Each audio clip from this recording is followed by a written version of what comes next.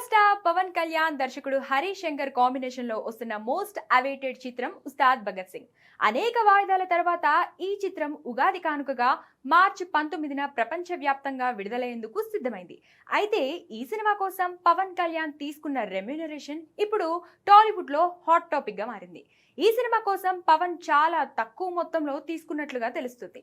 ఈ చిత్ర నిర్మాణ సంస్థ మైత్రి మూవీ మేకర్స్ తో పవన్ కు మంచి సన్నిహిత సంబంధాలు ఉన్నాయి.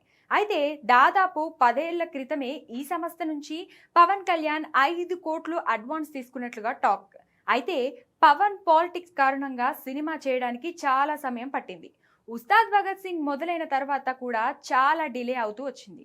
ఈ నేపథ్యంలో పవన్ కళ్యాణ్ కేవలం 25 కోట్లు మాత్రమే రెమ్యూనరేషన్ గా తీసుకున్నట్లు సమాచారం.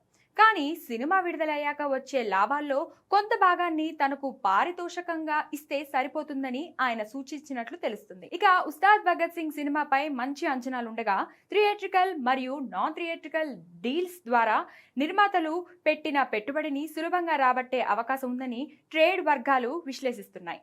ఉగాది రోజున ఈ సినిమా రిలీజ్ కానుండగా లాంగ్ వీకెండ్ తో పాటు వరుస హాలిడేస్ కలిసి రానున్నాయి.